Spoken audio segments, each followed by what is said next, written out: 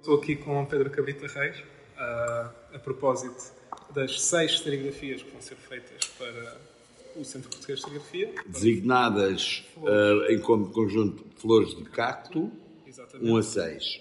Exatamente. E caracterizadas especificamente uma à outra, cada uma por si, pela cor dominante. Exatamente. Dominante porque há várias cores, mas há uma cor dominante.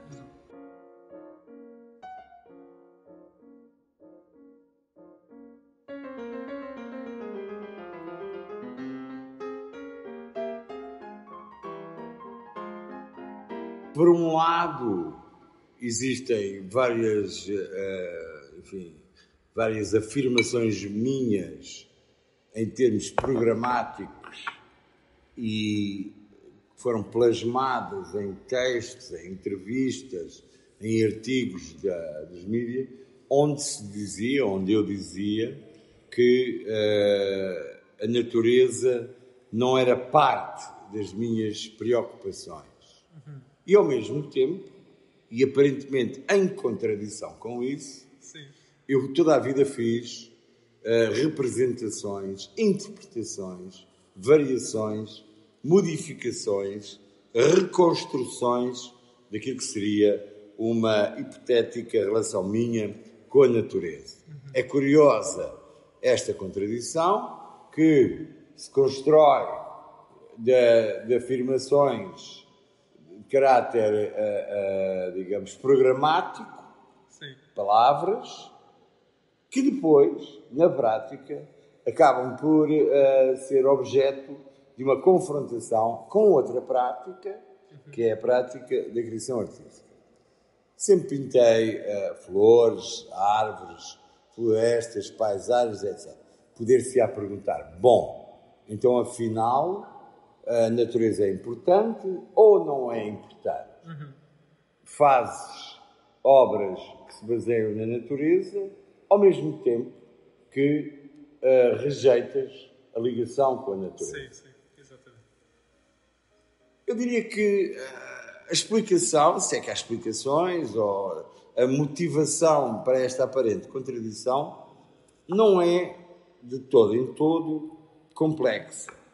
Uma coisa é a afirmação de que a natureza não é importante como momento ou como, digamos, como falta-me agora uma palavra, como detonador de uma prática artística, ou seja, toda a natureza que eu represento nos meus desenhos, nas minhas pinturas, nas minhas esculturas, é uma natureza que vem apenas e exclusivamente do pensamento.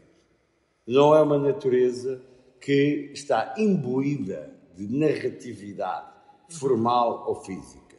Portanto, eu posso dizer, por um lado, que a natureza não me interessa como conceito ou como ponto de partida filosófico, e na mesma frase posso dizer a natureza ou aquilo que nós dela aprendemos interessa-me como motivo plástico, sabendo que tudo aquilo que me interessa como motivo plástico e que dá origem a obras que eu faço nas mais diversas disciplinas é uma natureza que nem sei se te poderia dizer abstrata, é uma natureza que só existe no meu pensamento. É evidente que todos nós temos memórias, todos nós partimos de imagens do conhecido, todos nós olhamos para as paisagens, para o mar, para as árvores, para as serras, e todos nós extraímos daí uma fonte de ação, um manancial de criatividade, se quiseres.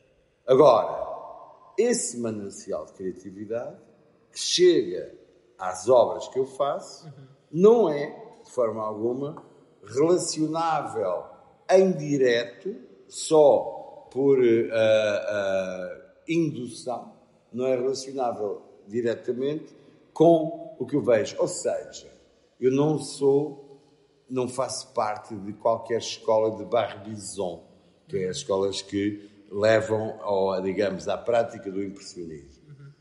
Para mim, a natureza que eu represento nos meus quadros é uma natureza que existe única, exclusivamente, no meu pensamento. Tudo aquilo que essa natureza do meu pensamento possa ter da dita natureza natural, ou seja, aquela que nós conhecemos da nossa experiência visual e óptica e comportamental, o que vem daí são apenas sintomas, sinais, e depois é tudo transformado no meu pensamento criativo, enquanto artista, em algo totalmente diferente. Portanto, eu posso de um lado dizer que a natureza não me interessa e posso do outro lado fazer uma natureza que me interessa. Também me questiono então um bocado sobre a evolução que a tua obra tem tido nesse aspecto, porque pelo menos pela documentação que eu vi, a tua obra acaba por, especialmente no final dos anos 80, 90, tem um cariz muito industrial, muito cru, mas parece-me que depois também com o evoluir e nestas últimas obras que te aproximas de uma maneira plástica dos motivos naturais. E eu questiono então o que poderá ter originado esta mudança, esta evolução no Pedro Cabrita Reis, se concordas primeiro que tudo com ela ou não, porque eu também vi coisas dos anos 90, estou-me a lembrar agora de umas flores negras que pintaste, se não me engano, em 99. Portanto, é algo que teve presente, mas parece muito mais predominante agora nestes últimos anos. Ao longo da minha vida, Rafael, eu fui sempre fazendo, sempre tendo uma prática que, além de multidisciplinar, portanto, da pintura ao desenho, da escultura, além dessa multidisciplinaridade técnica, do ponto de vista de temático ou conceptual, sempre fui, de uma forma ou de outra, produzindo obras que se acompanhavam umas às outras, sendo certo que umas vinham de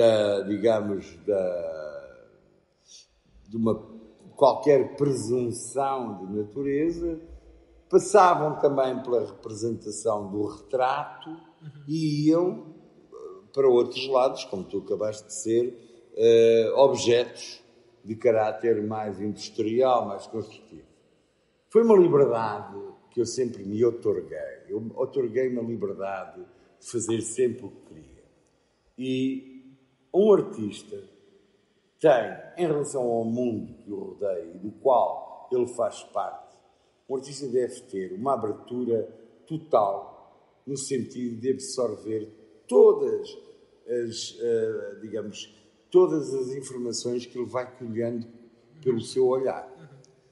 Nunca se pode imaginar, ou pelo menos eu não imagino, que um artista tenha uma fonte exclusiva, unidirecional e particular que dá enfoque e dá forma à sua arte. O artista está vivo, é sujeito a um conjunto de sugestões, de estímulos, de propostas, de momentos, e ele transforma essa imensa variedade de momentos na sua obra. Provavelmente alguns artistas transformam, escolhem dessa variedade de estímulos, um conjunto de estímulos muito específicos, e é a partir daí que desenham aquilo que é o seu processo criativo, legítimo. Eu uso tudo, faço tudo, acompanho tudo e, na verdade, na minha obra há uma espécie de um retrato do mundo. Ou seja, toda a minha obra é um objeto de reconstrução do mundo. Não só do presente, mas incluindo o passado. Em todas as variantes que esse mundo me oferece. Sim. Tão depressa pinto uma árvore como faço uma escultura que é um cubo preto. Eu queria voltar agora mais aos catos que temos presentes para as fotografias do CPS e queria saber um bocado a tua inspiração do porquê fazer os catos, especialmente estando dentro das flores, e adoro este cacto que é uma planta, mas é uma planta muito particular, muito diferente. Eu partilho o meu tempo entre Lisboa e o meu outro ateliê, outra casa que tenho no campo, no Algarve, na Serra, em Tavira, e nesse sítio uma das coisas que mais me fascina é justamente plantar árvores, plantar cactos, etc. Ou seja, eu tenho... Essa parte da minha vida é muito importante para mim. Eu tenho uma ligação muito forte à terra e à natureza, no sentido de uma natureza construída. Ou seja, faço jardins, faço vinhas, faço plantações de laranjas, figos, etc, etc. Bom, essa minha trajetória, essa parte da minha vida é, tal como outras, um manancial digamos, de energia criativa. Eu não tenho um jardim de flores na minha casa. Tenho um jardim apenas composto por cactos. Cactos esses que, claro, como todos os cactos, dão flores. Sim. Mas não tenho um jardim de flores tal como as pessoas poderiam, à primeira vista, imaginar. Gosto muito de cactos. Gosto da resiliência do cacto, uma planta que está... que resiste. Uma planta que suporta dificuldades que estão na natureza, que permanece, tem uma força de resistência, que continua a despeito das condições serem agrestes. O cacto é, de alguma forma, se quiseres, até poeticamente considerada, uma representação muito, muito bonita e plena e profunda daquilo que é a presença do humano na natureza. Ou seja, resistir, continuar, adaptar-se, viver do pouco que há e ainda assim persistir. Os cactos interessam e estão presentes na minha obra. E quando o Centro Português de Serigrafia, na figura do António, dos irmãos António e João Prates, me convidaram para fazer esta série de 6 serigrafias, eu voltei àquilo que gosto e achei que o mais interessante para começarmos uma boa relação de trabalho, que espero se desenvolva no futuro, era começar por uma base que me era cara, que me interessava. E essa base era o quê? Era retrabalhar a questão do cacto como uma figura identitária importante para mim. Daí até fazer estas flores de cacto foi um momento brevíssimo, foi uma iluminação e decidi que o mais interessante era desenvolver ao longo destes 6 originais de serigrafia esse meu encanto pelos cactos. Sim. E essa série, Flores de Cacto, originou-se aí. Sim. Eu acho bastante interessante, especialmente porque tu não costumas gostar de ligar, ou tornar as tuas obras metáforas ou pôr alguma narrativa por trás das tuas obras, e neste aspecto especialmente, creio que dentro das flores e dos cactos, mas por outro lado aqui também faz aquela comparação com o humano como resiliente e resistente, assim como o cacto. E agora queria passar também para algo que já falaste também e que é muito marcante nas obras, que são as cores. Portanto, todas as 6 têm cores bastante fortes, que têm uma hegemonia não só no próprio trabalho, mas até no título, sendo que cada título tem as cores incluídas. E gostaria de saber um bocado o que queres transmitir com estas cores, com cada... Rafael, eu sou, em termos genéricos, mas ao mesmo tempo absolutos, sou um artista. Não sou um escultor, nem um pintor, nem um desenhador, sou um artista. E o que é um artista? além de tudo aquilo que as pessoas sabem que é um artista. No meu caso, entendo-me como artista no sentido em que sou alguém que não tem limitações de ordem disciplinar ou técnica. Na verdade, faço tudo aquilo que me apetece, da maneira que me apetece, e não o faria de outra maneira, e contudo, ao ser assim, aberto e livre, tenho a responsabilidade de absorver todas as formas, todas as práticas e todas as maneiras de fazer. Enquanto pintor, o que determina um exercício de uma pintura, independentemente da temática, da motivação ou do desenho, da narratividade da pintura, dos seus objetivos éticos ou outros, na verdade, uma pintura é um exercício em torno da cor. A cor é, em último grau, aquilo que a pintura é, na verdade. E a cor pode ser usada, e deve ser usada, para construir na pintura, na tela, onde queiras, aquilo que é o teu programa de intenções em relação ao que te motiva para fazer uma pintura. Mas a cor é sempre determinante. É a partir do domínio da cor que tu podes imaginar fazer um retrato, fazer uma pintura, fazer uma paisagem, fazer o que quiseres, uma natureza morta, tudo bem. Ou até, porque não, uma pintura abstrata, minimalista, Sim. ou outras quaisquer. Estas serigrafias, a serigrafia é uma técnica e é uma disciplina que requer um determinado dispositivo mental e criativo, que inclui, tendo em conta aquilo que é a natureza e o objeto da serigrafia, que inclui a utilização da cor de uma forma, como eu te diria, clara e forte e propositiva.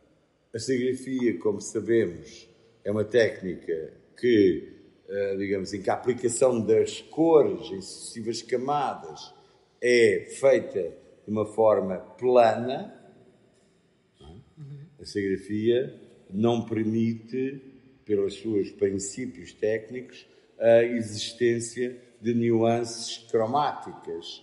Quer dizer, mesmo que o permita, são sempre, de alguma maneira, pequenos arranjos, digamos, de técnica, que são, a meu ver, não validam aquilo que é a qualidade original e forte da serigrafia. A serigrafia, no meu caso, pessoal, vive, acima de tudo, de uma construção brilhante e plana e clara de, digamos, de áreas de cor, no sentido de transformar o objeto serigráfico num objeto que possa ser o sintoma das tuas preocupações em relação àquilo que estás a fazer.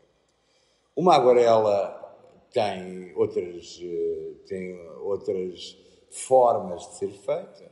A aguarela permite-te nuances, transparências e tudo isso. O óleo é outra coisa. A serigrafia, claramente, é uma linguagem de imediatez, de claridade e de força de cor. Portanto, as minhas serigrafias, que fiz para o Centro Português de Serigrafia, tinham que ter essa qualidade. E tem, sim, sem dúvida. A complexidade técnica até dos trabalhos que nos deste tinha estas nuances que falavas que não são tão comuns na serigrafia, mas que no teu projeto estavam evidentes, e creio que ficaste até bastante contente com o resultado.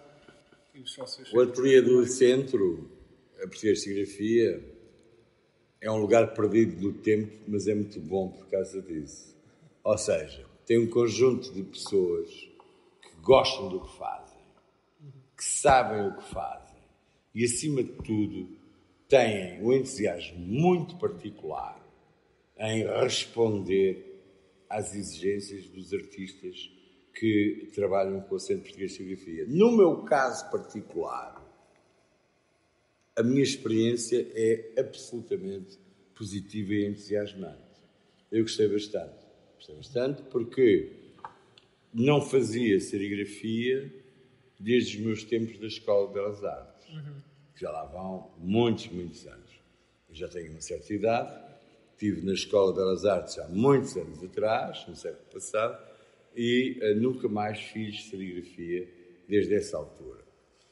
Este convite do Centro Português de Serigrafia, de alguma maneira, para mim, foi emocionante, no sentido em que me permitiu voltar a trabalhar numa disciplina e numa área que eu já não experimentava há muito tempo. E deu-me uma grande abertura para poder fazer outras coisas.